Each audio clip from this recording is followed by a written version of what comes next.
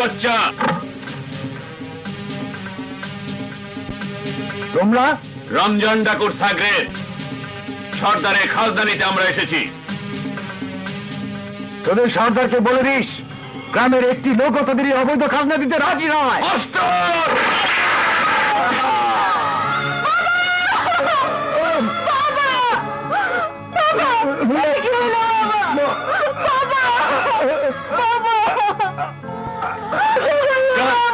নিয়ে যাই।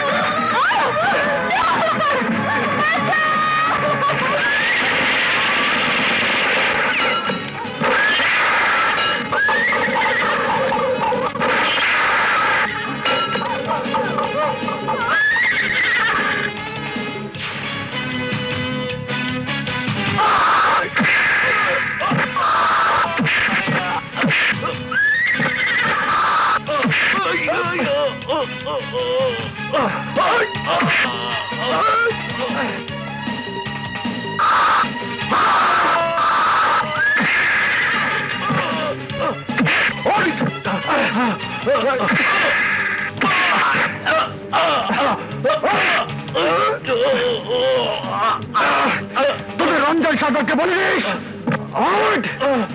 তার মরণ ঘন্টা বেজে উঠেছে। নিরীহ গ্রামবাসীদের অত্যাচার দিন শেষ।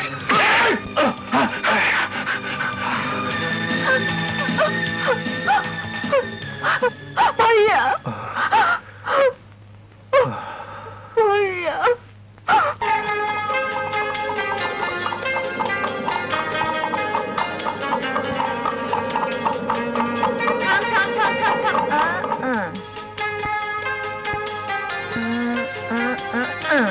জয়বাবু, এই যে জয়বাবু। আচ্ছা ভদ্রলোক, তো তুমি ডাকতে শুনতে পাচ্ছ না? বিজলি তুমি? হ্যাঁ আমি। কখন থেকে ডাকছি? পাগল মতো এটি করতে যাচ্ছ তুমি? আমি তো তোমাকেই খুঁজছি বিজলি। ঘর বাড়ি চিনি না, তাই রাস্তা ধরে হাঁটছি, দেখা হবে এই আশায়। আমাকে খুঁজছো কেন? কি করে যে কথাটা বলি তোমাকে। কি কথা? কি হলো জয়বাবু? কি ভাবছো? কোনো গন্ডগোল? ভীষণ গন্ডগোল, জীবন মরণের প্রশ্ন। সর্বনাশ! কার জীবন মরণের প্রশ্ন? তোমার আর আমার। কি? তোমার আর আমার? মানে আমার তোমার? তোমার সাথে আমার জীবন মরণের? এই যে সাহেব, হুশ ঠিক আছে তো তোমার? বেশি কথা বলার অভ্যাস নাই, কিন্তু পাড়াগার মেয়ে বলে ভেবো না কিছু বুঝতে পারি না।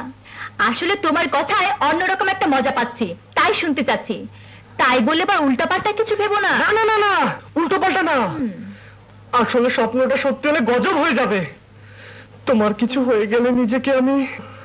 বলো না, কি স্বপ্ন দেখেছো তুমি? দেখেছি, বলবো? হ্যাঁ হ্যাঁ বলো। দেখেছি আমি, বলবো? বলো না। দেখেছি আমি তোমার ভালোবাসায় পাগল হয়ে গেছি। তোমার রূপের সাধনায় দিওয়ানা আমি। দিন রাত তোমার নাম জপতে থাকি। হঠাৎ এক সাধু পুরুষ এসে আমাকে বলল আমি যেন তোমাকে আমার ভালোবাসার কথা জানাই। আমি বললাম সে যদি বিশ্বাস না করে আমাকে ফিরিয়ে দেয়। সাধু পুরুষ বলল তোর মতো সাচ্চা দিলের আশিককে যদি বিজলি ফিরিয়ে দেয় তাহলে তার সর্পদংশের মৃত্যু ঘটবে।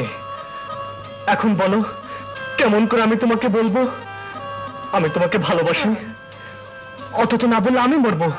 বললে তুমি মেনে নেবে না, তাহলে তুমি মরবে। হলো তো তোমার আর আমার জীবন মরণের প্রশ্ন। বড় সুন্দর গল্প সাজিয়েছো সাহেব। শহরের কথা বিক্রি হতে পারে, এই বিজলি রানীর কাছে হবে না। সোজা বাড়ি চলে যাও। কি বলছো বিজলি? একটা কিছু জবাব তো দিয়ে যাও। আমি তোমাকে ভালোবাসি না। সর্বনাশ বিজলি, স্বপ্ন সত্যি হয়ে যাবে। সর্পদংশনে তোমার... যদি স্বপ্ন সত্যি হয় আর সাপে কাটার পরেও যদি আমি বেঁচে থাকি, তাহলে কথা দিলাম এই বিজলি মন প্রাণ উজাড় করে তোমাকে ভালোবাসবে। চল রে বাদলা মেঘলা, চল। যদি এই গল্পটা সত্যি হয়ে যেত, ভালোবাসা হয়ে যেত।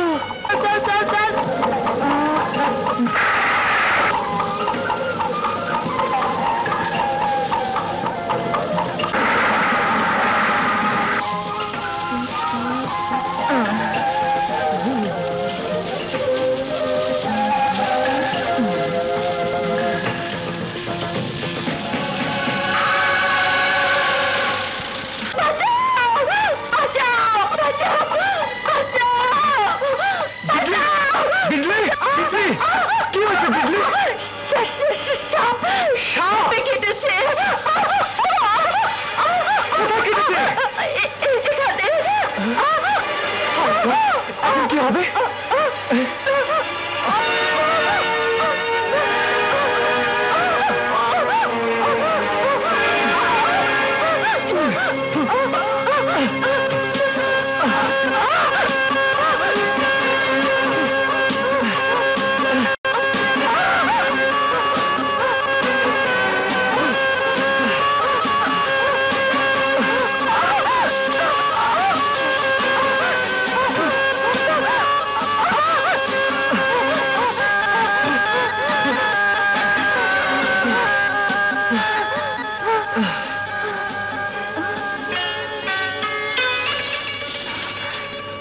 যদি স্বপ্ন সত্যি হয় আর সাপে কাটার পরেও যদি বেঁচে থাকি, তাহলে কথা দিলাম এই বিজলি মন প্রাণ উজাড় করে তোমাকেই ভালোবাসবে।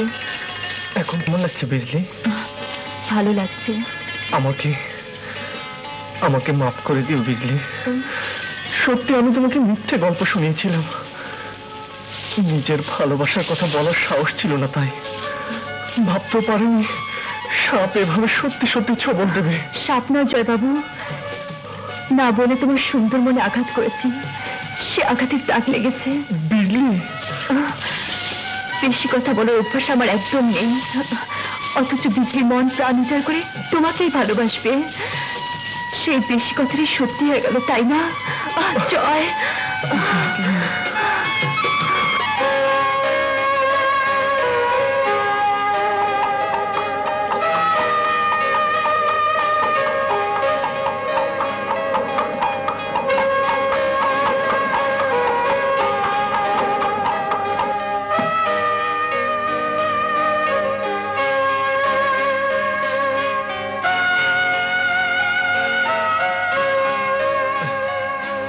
তুই এখানে বসে আছিস আর আমি তোকে কোথায় কোথায় খুঁজছি।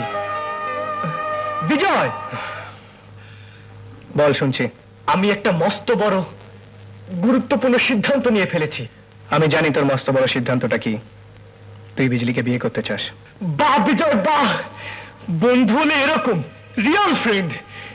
বন্ধু ছাড়া বন্ধুর মনের কথা কে জানবে বল?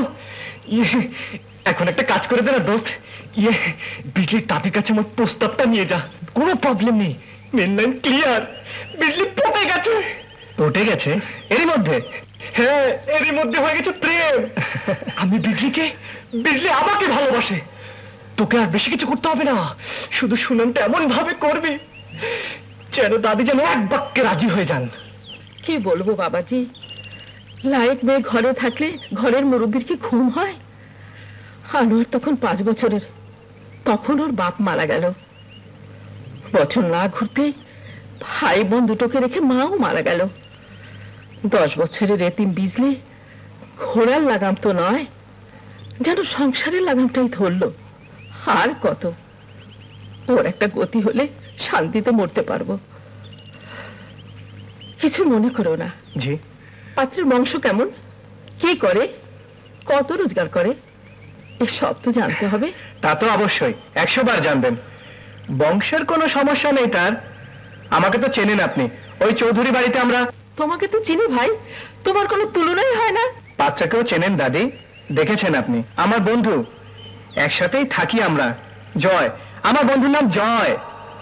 জয় নাম তো শুনেছি বিজলির মুখে, ও তো সাবের ছবল থেকে বাঁচিয়েছিল বিজলিকে। হ্যাঁ হ্যাঁ হ্যাঁ, বিজলি খুব ভালো করে চেনে ওকে। দুজনে খুব ভাব, মানে খুব ভালো পরিচয়, খুব গভীর জানাশোনা।